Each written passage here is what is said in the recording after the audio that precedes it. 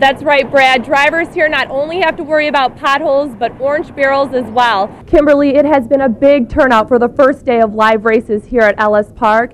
And while horse racing is a signature sport here in Kentucky, it continues to lag behind many other states. Sinkholes have been causing major headaches for this Evansville neighborhood. Oregon Street has been shut down for over a month. Coming up on News 25, I speak to the Sewer and Water Department about how they plan on fixing this problem. The Evansville Police Department is getting a new look. The blue and white squad cars will soon be all black. Now, the man's family has been notified. They are aware of this search. Planned Parenthood briefly went without Medicaid funding after the law took effect, but continued seeing Medicaid patients using private donations. Shelley, you see it all the time on the roads, people texting on their phones while driving. But starting July 1st, it will be against the law in Indiana. These changes are expected to be confusing, so signs like this one have been placed throughout the city to help direct drivers. Employers say the best way to stand out is to dress for success and bring lots of resumes. Live in the newsroom, Andrea Giczewski, News 25. An emergency responder breaks down at the scene of today's murder-suicide. Family members console each other and neighbors look on in horror. If you decide to take your life, then that's your decision, but don't take a child with you. One of the family members had received a text message earlier, pretty early this morning, that concerned him. When police arrived, they found 43-year-old Matthew Bias and his 7-year-old daughter, Annalise, dead, both shot. Annalise was a student at Fairlawn Elementary School in Evansville. Today, members of the EVSC crisis management team met with the teachers and administrators. It's a very difficult thing when we lose a child. Crisis teams will be on hand tomorrow to help teachers and students cope with the loss.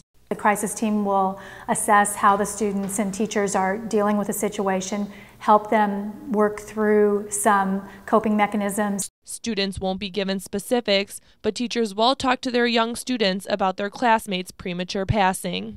If there are children killed as a part of a domestic violence situation, that the overwhelming majority of those children are under the age of 10. An autopsy on the father and daughter are expected to be performed tomorrow morning in Louisville.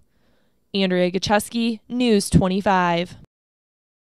A few quick tugs and the boat tour to Point Township began. It didn't take long to see how bad the flooding in this farm community is. Water so high, power cables sunk below. Street signs barely visible. Cows finding what small batch of green they can to graze. I'm tired of looking out and all I see is water. 1 minute it's 2 inches higher. Next morning it's gone down a ½ inch. Farmlands looking more like lakes, pulling up to stop signs or turning down roads that sit feet underwater. The high flooding didn't miss Barry's house either. These people here have got a lot worse problems than I have at this point.